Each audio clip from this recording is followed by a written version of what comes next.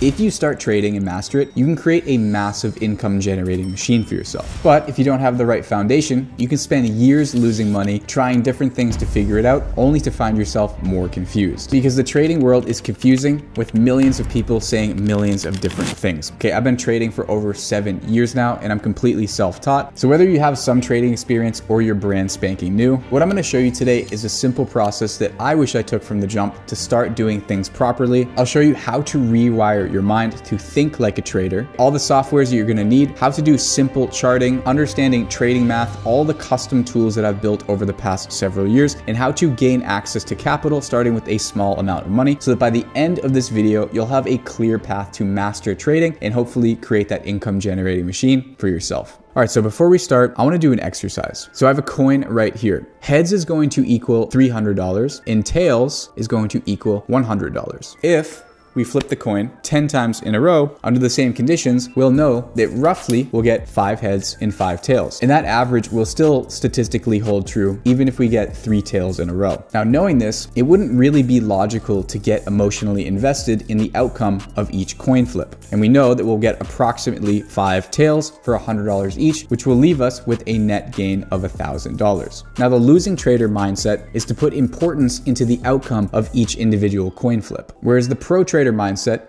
instead will focus all of their effort on keeping the same conditions for the coin flip and tracking on average how much they make after 10 coin flips. Now in trading, this coin flip is going to be equivalent to our strategies and practices. It's all going to come down to winning probability. If you go into trading understanding this exact principle, you're going to be ahead of 80% of other traders when they get started. But that only takes us so far. Now we have to learn how to actually implement this into a trading market. All right, let's get into lesson number 2, where we're going to talk about charting and software. So today I'm going to talk about 3 foundational softwares where basically you can get started trading using these things. First thing is going to be TradingView. Second thing is going to be Excel or Google Sheets. And then the third thing is going to be an exchange. Okay, so personally I trade cryptocurrency, so I'm using either Bybit or Femex as an exchange, but depending on if you're trading Forex or whatever, we just need a means to actually buy and sell. We don't really need to focus on this until more towards the end of the video. All right, so let's hop over into TradingView. You'll notice my chart just has candlesticks on it with nothing else. Okay, this is a big thing for you to understand. And this is something that I've noticed throughout my trading journey, watching people who haven't succeeded and who have succeeded, and what's really helped me personally. Okay, there's so much that you can add to your charts. It's been a long fight. It's been a long fight, and I just had to have a warrior spirit. Okay, there's so many indicators that we do use once we get more advanced, but you have to understand most people start with a process that doesn't work, and then they add extra stuff to their chart in order to try to make it work. Whereas the successful people, and the right way to do this is to have a very simple chart, understand what moves the markets, how to actually trade that, and then as you're starting to see success with the fundamentals of trading, you're adding more to it to complement what already works simplistically. If you're doing the opposite, you're already wrong. You're going to confuse yourself with something called paralysis by over-analysis, and this is how people run themselves down a rabbit hole of never actually being able to understand how to trade. Do not do that. Start simple. I'm going to walk you through the entire process to understand exactly how markets move, how we're going to read these charts,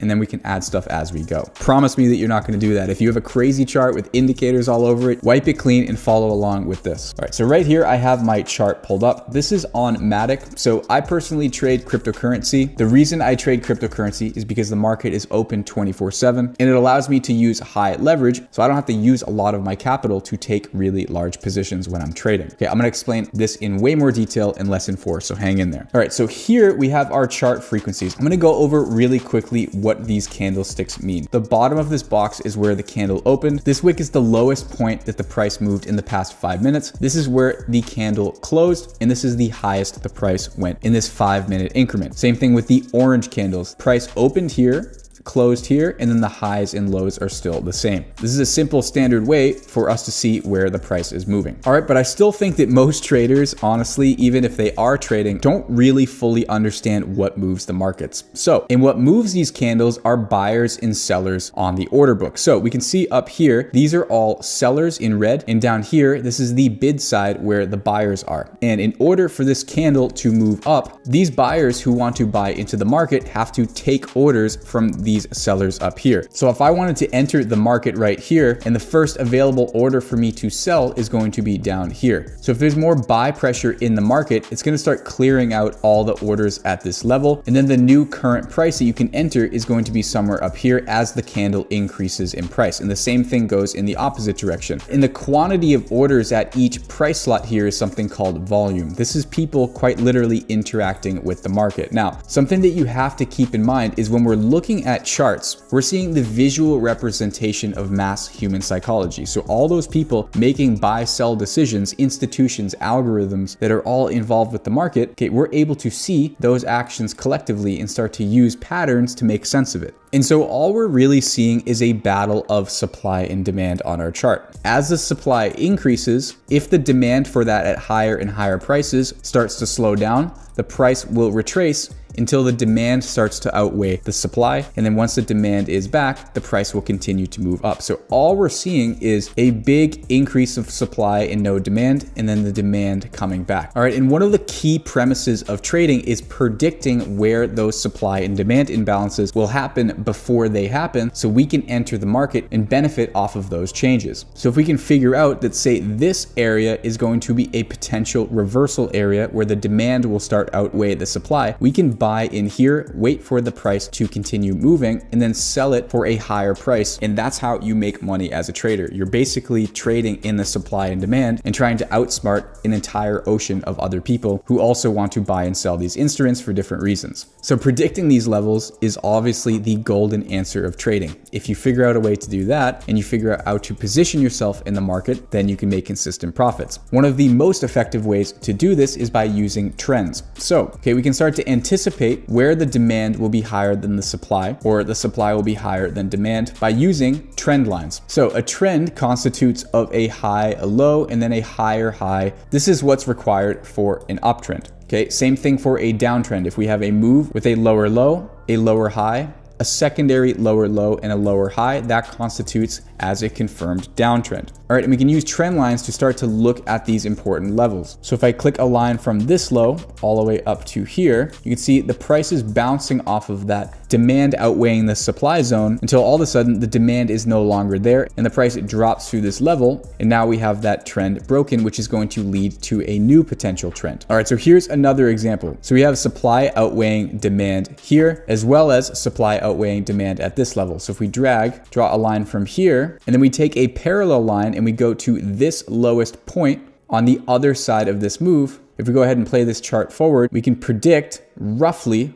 where this price will end up going through before the demand outweighs the supply. We get a response off of that trend, and then we end up making a move higher. So just like our coin flip, we understand that we could get tails and this would keep moving, or we can get heads and we can be right about predicting that supply demand zone and have an opportunity to take a trade. So if we decided to buy, say, 1,000 units at this level and then allow this to play forward, okay, we can end up selling it up here to make a nice profit on the trade. However, one of the biggest mistakes you can make as a beginner is entering your trades, number one, without a stop loss to manage risk, and number two, with a random amount of units. Okay, because 2,000 units of Matic that we got for 83 cents done on something like Ethereum, which costs $2,400 per token, you can see the position size is going to be vastly different. Okay, we just lost theoretically $23,000. So instead of potentially risking $10 on Matic, we just lost $23,000 theoretically on Ethereum. So every time you're entering a position, you need to know where exactly you're entering, where you're going to be taking profit, and where you're going to be selling and leaving the trade if we end up landing on tails, if the trade ends up going against us, so that we can contain those losses. So say, for example, we wanted to buy here, we wanted to take profit here, and we wanted our stop loss to be placed here. Say we wanted to risk $50 on this trade. We need to enter at this specific level with this exact amount of units in order to risk $50 and attempt to make $210. Once again, our heads and tails, the $300 on heads and the $50 on tails is only going to be possible if we're setting our trades up this way from the jump. And here's another big stupid one that I hear a lot of times from other trading influencers where they say, yeah, you know, if I was really confident about this trade, so I took more size on this one, and I wasn't so confident on this trade, so I took a little bit less size. If you start deciding which setups you're gonna put more size into, you're gonna directly start making decisions based on your emotions, okay? Instead of following a process and following your simple strategy where it's either I'm taking the trade or I'm not, you're deciding I like this one better, so I'm gonna put more money into it, okay? If that one goes against you, you're gonna start thinking, well, oh, the time that I thought the one was gonna work out, I put more money into and I lost, so I'm gonna find the ones I don't like so much and I'm gonna put more money into those, and you'll start running yourself into this stupid rabbit hole, okay? Don't listen to people that are saying things like this. Trading is supposed to be very systematic. The less emotional decision making that you need to make, the more effective of a trader you are going to be. And the way you do that is by following your exact strategy every time. I can't hone in enough on that, okay? Because the closer you can follow your process, the closer you can figure out of 10 trades, how often does my trade hit this full stop loss value? All right, because then it simply comes down to a combination of win rate and the risk factors on your trade. So when I say risk factors, if we consider your risk,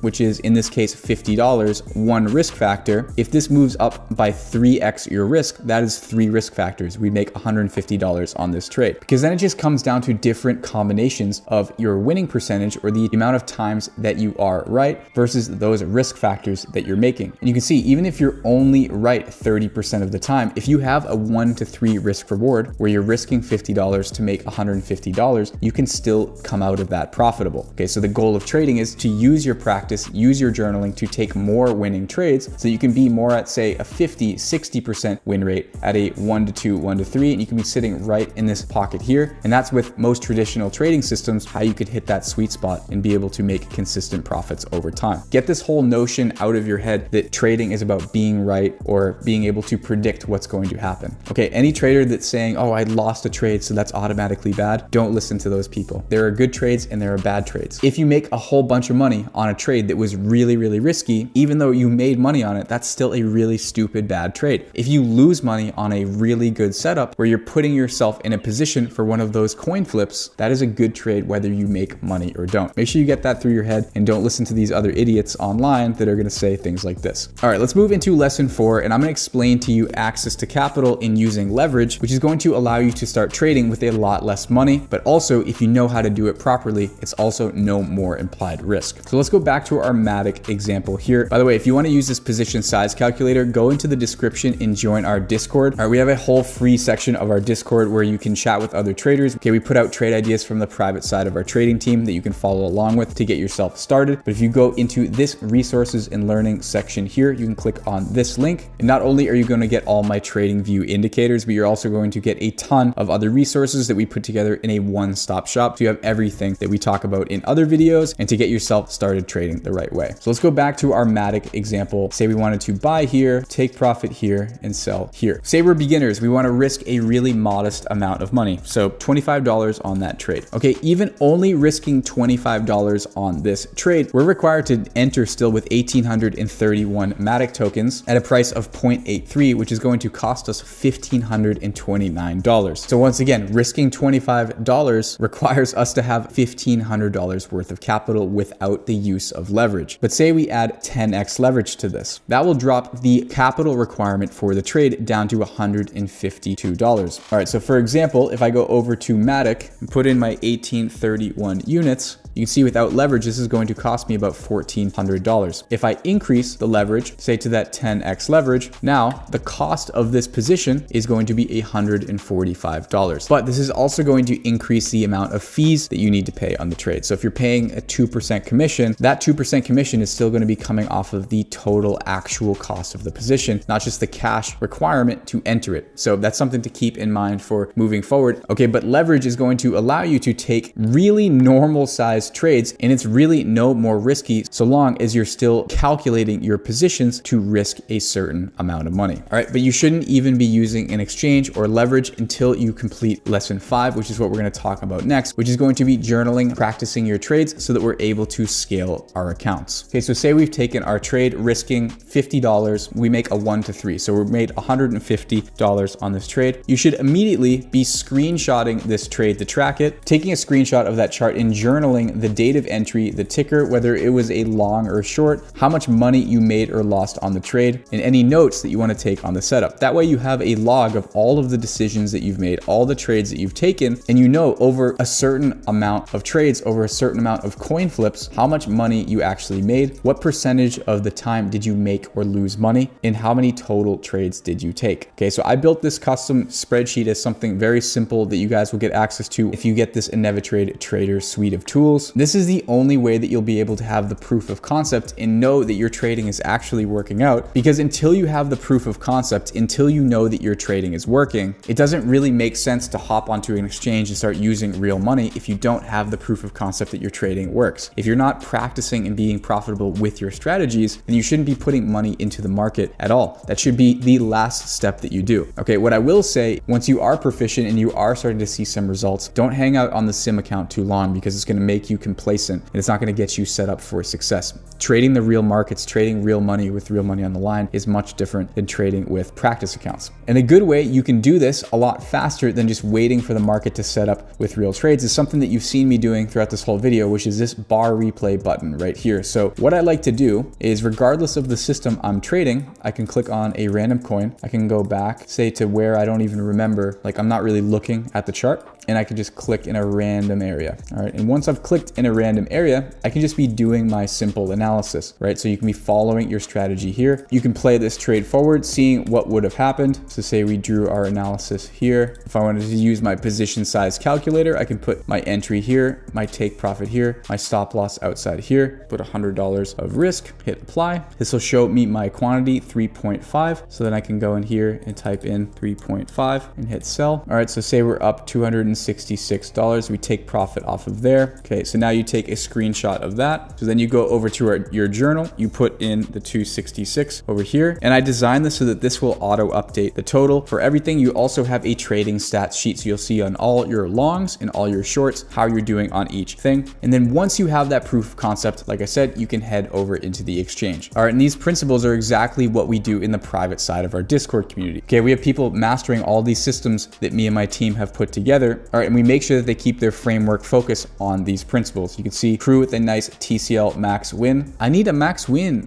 Okay, another really nice win here. Landon's absolutely crushing it, making wins left and right. Really, really high winning percentage. Okay, 4 out of 4 right here. Okay, Connor says massive shout out to the Inevitrade team. In 10 short days, 7 trading days, I've officially doubled my trading account thanks to the TCL Max system, which is one of our trading systems that we teach. So shout out to you, Connor. And shout out to the Inevitrade team for all the system development. We have so many crazy things. I mean, this is just us scratching the surface of the basics of trading. This is why I have a passion for trading, because you can get so deep, it's so interesting, and if you master this process, then you quite literally can create an income generating machine for yourself, where you can travel the world, you can live wherever you want, you have time, location, and income freedom, and you can scale your income to basically however much you want. Okay, if you're still here and you found value in this video, make sure you hit the like button, subscribe to the channel if you like trading and investing, all right, and you want some no BS trading education. All right, and if you had an epiphany moment in this video where something really helped you, let me know in the comments. It feels good to be able to read that I'm helping people out and I'm helping people learn along their trading journey. But anyways, guys, that's really all I have for today. Until next time, guys, I will see you all in the next video.